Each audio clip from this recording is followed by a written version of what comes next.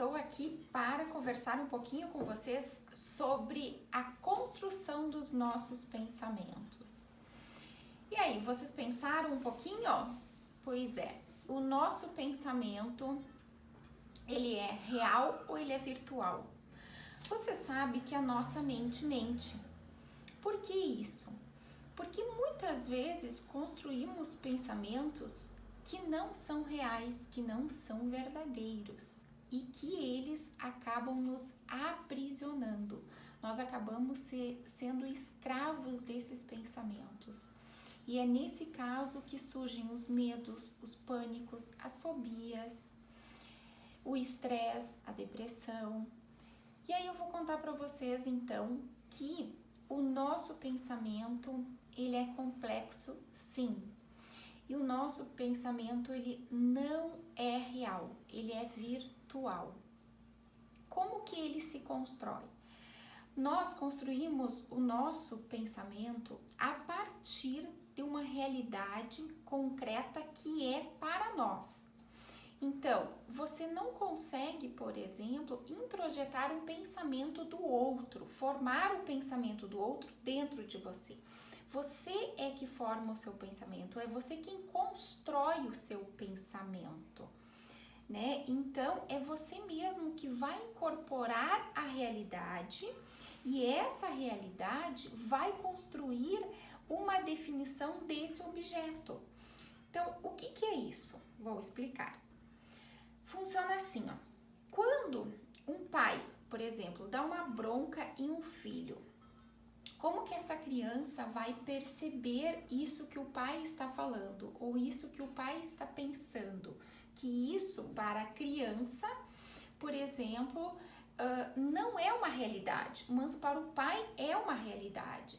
Então, por isso que ele está fazendo a bronca ou está criticando a criança ou está impedindo dela fazer algo.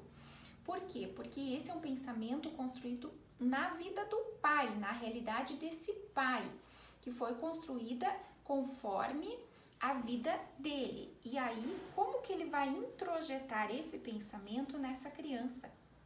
Então, não tem como a gente introjetar os nossos pensamentos, a nossa realidade concreta que a gente construiu acerca de determinados objetos no outro. Então, por isso que eu digo para vocês, não adianta você gritar, você espernear, que você não vai conseguir convencer do seu pensamento o outro.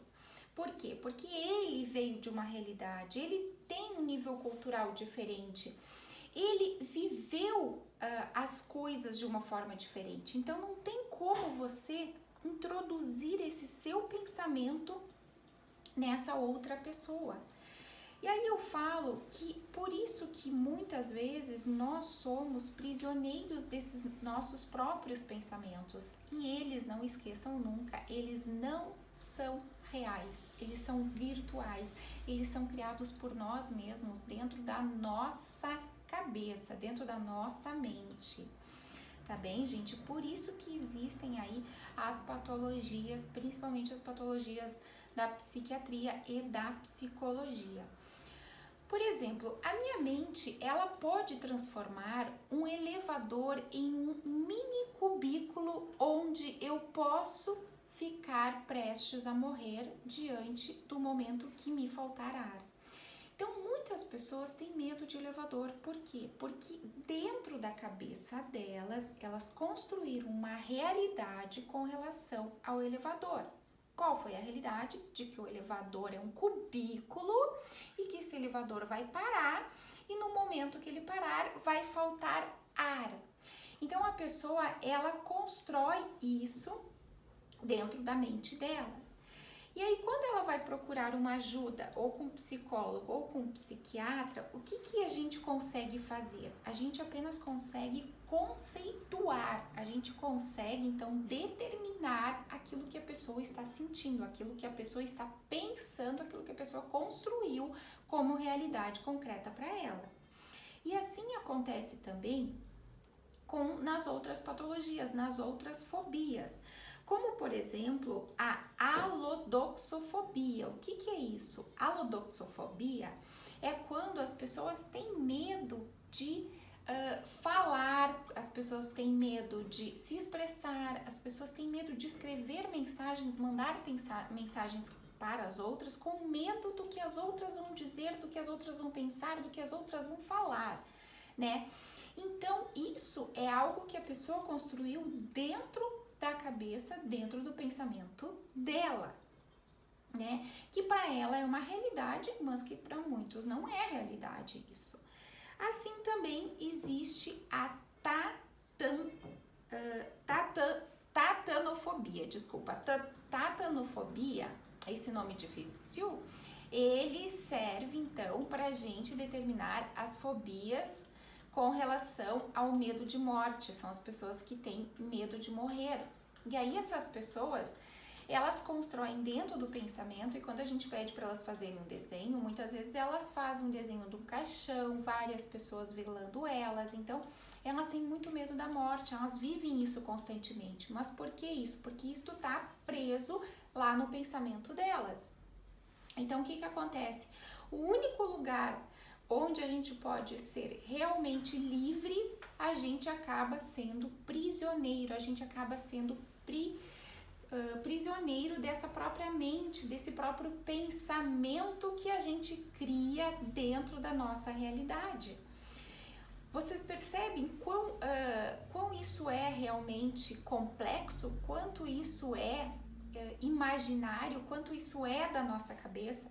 Então, gente, não adianta nada você criticar, não adianta nada você brigar, porque não adianta você aumentar o seu tom de voz para que aquela pessoa introduza, para que aquela pessoa compre o seu pensamento, para que aquela pessoa entenda aquilo que você está pensando.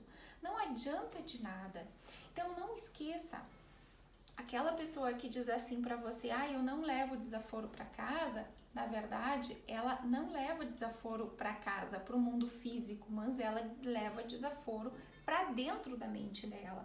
Porque aí ela vai ficar martelando com todas aquelas coisas, por exemplo, que ela disse, todas aquelas coisas que ela poderia ter sido, por exemplo, uma pessoa menos agressiva, uma pessoa menos crítica, né? Porque muitas vezes no calor da briga as pessoas acabam falando coisas que não deveriam.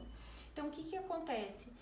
Você não pode ser prisioneiro dessa própria mente, ser prisioneiro desses pensamentos, né? E aí a gente sempre fala da importância de a gente fazer a oração do sábio. Qual é a oração do sábio? É a oração do silêncio.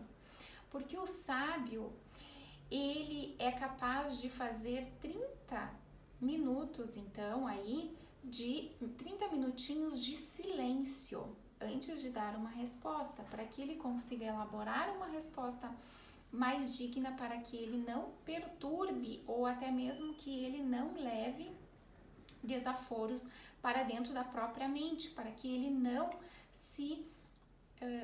se arrependa daquilo tudo que ele veio a falar. Então, nunca esqueça da oração do sábio. A oração do sábio é a oração do silêncio, né? Fazer sempre uns 30 minutinhos aí de silêncio antes de você expressar um pensamento, expressar uma emoção ou até mesmo um sentimento. Tá bem, gente? Fiquem com Deus e até o próximo vídeo. Muito obrigada!